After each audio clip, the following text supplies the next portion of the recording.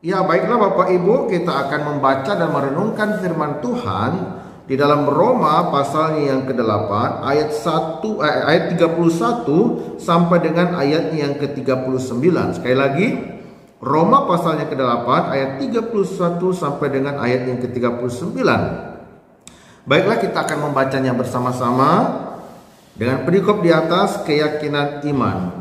Sebab itu, apakah yang akan kita katakan tentang semuanya itu? Jika Allah di pihak kita, siapakah yang akan melawan kita?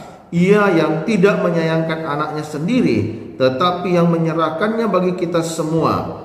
Bagaimanakah mungkin ia tidak mengaruniakan segala sesuatu kepada kita bersama-sama dengan Dia? Siapakah yang akan menggugat orang-orang pilihan Allah?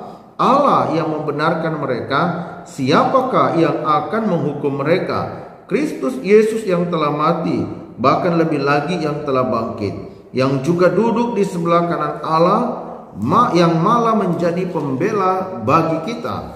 Siapakah yang akan memisahkan kita dari kasih Kristus? Penindasan atau kesesakan atau penganiayaan atau kelaparan atau ketelanjangan atau bahaya atau pedang? Seperti ada tertulis, oleh karena engkau kami ada dalam bahaya maut sepanjang hari. Kami telah dianggap sebagai domba-domba sembelihan.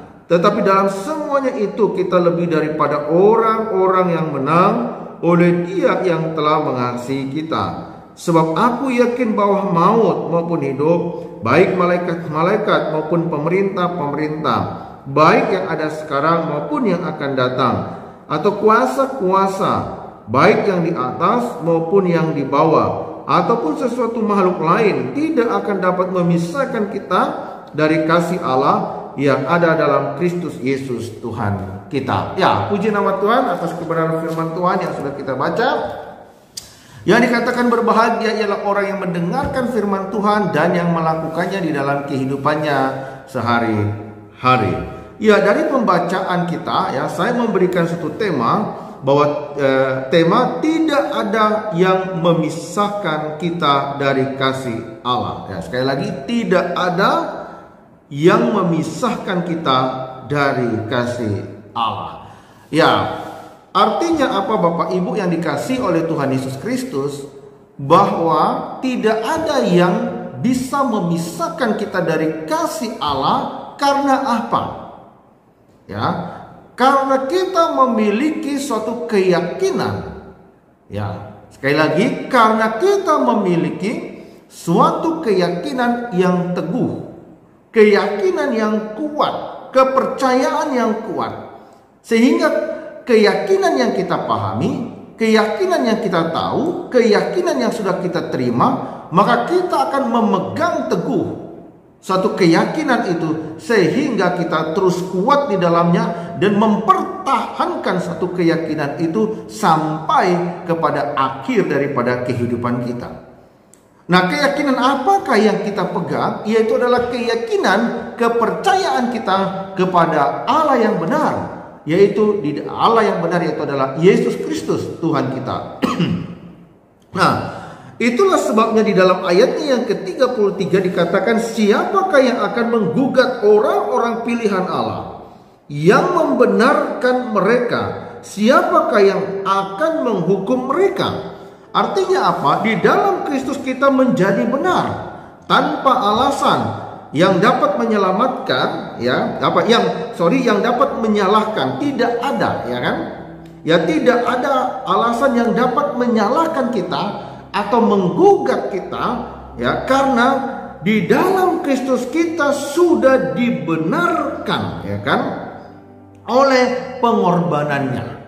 Ya, sekali lagi, bahwa di dalam Kristus kita menjadi benar tanpa alasan yang dapat menyalahkan atau menggugat kita, ya kan? Ketika kita adalah orang yang berdosa, ketika kita telah menerima Kristus sebagai Tuhan dan Juru Selamat kita secara pribadi, maka kita memiliki suatu jaminan yang pasti di dalam Yesus Kristus.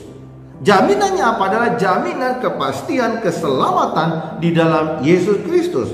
Makanya itulah bahwa tidak ada, ya, sesuatu apapun, ya, ya, yang menjadi, ya kan, yang dapat menyalahkan kita atau menggugat kita. Karena apa? Ketika kita menerima Yesus secara pribadi, berarti kita di dalam Kristus sudah dibenarkan oleh pengorbanannya dan oleh curahan darahnya.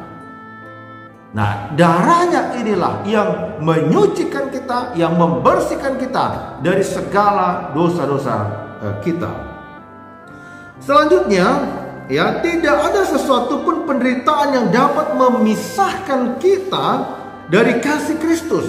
Ya, kita bisa melihat di ayat 35, ayat 36, ayat 38 sampai dengan ayatnya yang ke-39.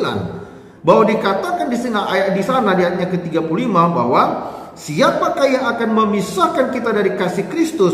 Penindasan atau kesesakan atau penganiayaan atau kelaparan atau ketelanjangan atau bahaya atau pedang. Lalu di ayatnya yang ke-36 juga dikatakan, seperti ada tertulis, oleh karena engkau kami ada dalam bahaya maut sepanjang hari, kami telah dianggap sebagai domba-domba sembelihan. Nah, ketika orang sudah ada dalam Kristus Yesus, suatu keyakinan yang kuat yang dia pegang, ketika keyakinan kuat yang dia pegang, tentunya ada tantangan yang akan dia hadapi, yang akan dia alami. Tetapi tantangan itu tidak akan membuat dia mundur, tidak akan membuat dia jauh daripada Tuhan, tidak akan membuat dia jauh dari kasih Tuhan. Makanya 35, siapakah yang akan dapat memisahkan kita dari kasih Kristus? Penindasan atau kesesakan atau penganiayaan atau kelaparan atau ketelanjangan atau bahaya maut sekalipun, tidak ada yang dapat memisahkan kita dari kasih Kristus. Nah, mengapa? Karena Kristus ada di dalam diri kita dan kita dibenarkan di dalam Yesus Kristus, dan itu keyakinan kita. Jadi ketika kita menerima Yesus sebagai Tuhan dan Juru Selamat kita secara pribadi, maka kita dibenarkan oleh pengorbanan dan oleh curahan darahnya, sehingga kita bisa kuat di dalam Tuhan, sehingga kita bisa dimampukan untuk melewati itu semuanya karena Kristus yang memberikan kekuatan dalam kita. Roh Kudus bekerja aktif dalam hati kita, ya, yang akan mengingatkan kita kepada hal-hal ketika kita jatuh dalam dosa. Roh Kudus ingatkan kita untuk kita berbalik dan bertobat, sehingga kita hidup di dalam kekudusannya, di dalam kebersihannya. Di ayatnya 36 dikatakan, seperti ada tertulis, oleh karena engkau kami ada dalam bahaya maut sepanjang hari, kami telah dianggap sebagai domba-domba sembelihan. Artinya apa? Oleh karena mengikut Kristus, ya kan? Oleh karena mengikuti Kristus, seperti Rasul Paulus, ya kan, karena dia mengikuti Kristus, ia terus ada di dalam bahaya maut. Ya, dia mengumpamakan itu seperti seperti ada tertulis bahwa dianggap sebagai domba-domba sembelihan.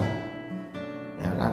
Domba-domba sembelihan itu adalah domba-domba yang sudah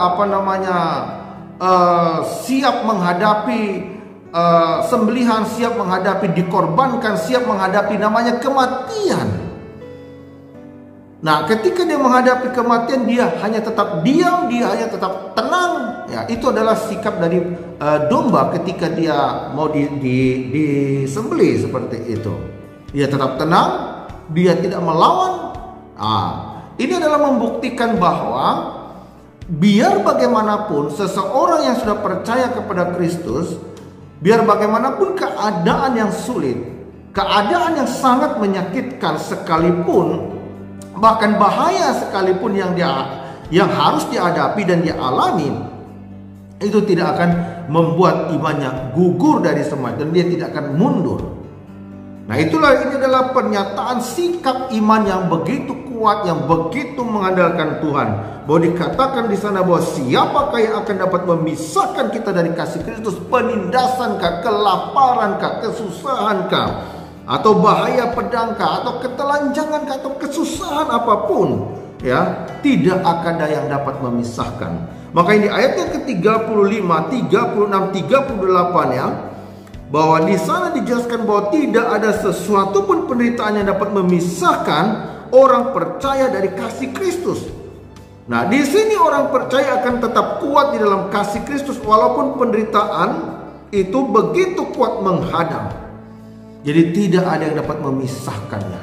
Tidak ada yang dapat menghancurkan kasih Kristus itu di dalam dirinya. Apapun keadaannya, seperti domba, ya kan, seperti domba, ya kan, seperti domba sembelihan, siap mati untuk mengikuti Kristus.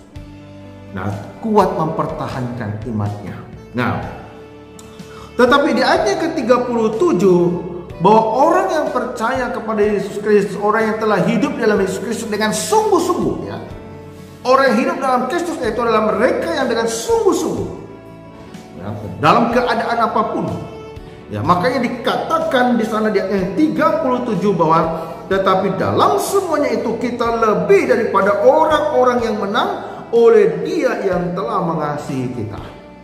Berarti orang yang mengasihi Tuhan adalah orang yang sungguh-sungguh hidup kuat di dalam Tuhan. Bahkan dia lebih daripada orang-orang yang menang. Artinya ada kekuatan di dalam dirinya. Kekuatan dalam dirinya untuk menghadapi cobaan-cobaan itu. Tetapi cobaan-cobaan itu membuat dia tidak mundur. Penderitaan-penderitaan itu tidak membuat dia mundur sekalipun. Karena apa? Karena keyakinan yang kuat begitu kokoh, begitu kuat sekali, ya, sehingga tidak ada yang dapat menghancurkannya. Apapun itu penderitaan itu. Makanya kita bisa lihat di dalam kisah, ya kan, Stefanus, orang yang pertama martir, apa yang dilakukan? Ya seperti kayak domba sembelihan. Dia tidak membalas kejahatan dengan kejahatan. Bahkan dia mengampuni orang-orang yang sudah berbuat jahat. Jadi sikap itu, kenapa sikap Stefanus seperti itu? Karena sikap Stefanus itu karena dia telah menerima Yesus sebagai Tuhan dan Juru Selamatnya. Yesus Kristus telah menanggung hukuman dosa kita di atas kayu salib. Dan dia tidak mengeluh. Dan dia mengampuni orang-orang yang bahkan menyalibkan dia. Demikian juga Stefanus. Demikian juga kita sebagai orang yang percaya. Mari kita hidup tetap kuat dalam Tuhan apapun keadaan kita. Kita bisa perhatikan bahwa sebab ia memiliki suatu keyakinan, ya, orang-orang yang di dalam Kristus, bahwa ia memiliki suatu keyakinan yang begitu kuat sehingga tidak ada yang dapat memisahkan dia dari kasih Allah yang ada dalam Kristus Yesus Tuhan kita. Ya, kenapa keyakinannya begitu kuat? Ya kan? Begitu sungguh-sungguh di dalam Tuhan, sehingga ia tetap kuat di dalam Tuhan. Makanya di ayatnya yang ke-39, bagian yang B dikatakan bahwa tidak akan dapat memisahkan kita dari kasih Allah yang ada dalam Kristus Yesus Tuhan kita. Bahkan dikatakan di sana bahwa suatu keyakinan bahwa baik maut maupun hidup, baik malaikat-malaikat maupun pemerintah, baik yang ada sekarang maupun yang akan datang, atau kuasa-kuasa baik yang di atas maupun yang ada di bawah, ataupun suatu makhluk lain, tidak akan dapat memisahkan kita dari kasih Allah. Jadi tidak ada yang dapat memisahkan kita dari kasih Allah. Ini adalah suatu perkataan, ya, perkataan orang-orang yang sungguh-sungguh beriman kepada Tuhan Yesus. Sungguh-sungguh mengandalkan Tuhan dalam hidupnya. Keadaan apapun, kesulitan apapun yang dia alami, tidak akan membuat dia jatuh, tidak akan membuat dia mundur dari imannya. Dia tetap kuat dalam Tuhan dalam keadaan apapun, dalam kondisi apapun, dalam situasi apapun, dalam keadaan apapun. Dia tetap kuat dalam Tuhan sehingga dia berani berkata tidak ada yang dapat memisahkan kita dari kasih Kristus. Karena apa? Karena Allah ada berserta dengan kita. Karena Allah ada bersama-sama dengan kita. Untuk itu Bapak Ibu yang dikasihi oleh Tuhan, penderitaan apapun yang engkau alami hari ini, kesusahan apapun yang engkau alami hari ini, tetaplah berkeyakinan bahwa penderitaan ini, kesusahan ini, kesulitan ini tidak akan membuat saya berkhianat dengan Tuhan. Tidak akan membuat saya undur dari Tuhan. Tidak akan membuat saya jauh daripada Tuhan. Tetapi penderitaan ini, kesusahan ini, ya, akan saya hadapi dengan kekuatan daripada Tuhan. Kiranya Tuhan Yesus memberkati kita, Tuhan Yesus menolong kita, Tuhan Yesus memampukan kita untuk menjalani hari-hari yang kita jalani ini. Dia akan memampukan kita melewati semuanya. Puji nama Tuhan. Mari kita berdoa. Ya Tuhan Allah Bapa dalam surga, Tuhan yang kami sembah dalam anakmu Yesus Kristus, Tuhan dan Juru Selamat kami yang hidup. Pada saat ini Tuhan, kami sudah membaca dan merenungkan firman-Mu ya Tuhan Yesus. Dan tuntun kami ya Tuhan untuk melakukannya dalam kehidupan kami. Mampukan kami Tuhan untuk melakukannya dalam kehidupan kami ya Tuhan. Terima kasih Tuhan, terima kasih. Ini doa kami ya Tuhan dalam nama Tuhan Yesus. Haleluya. Amin.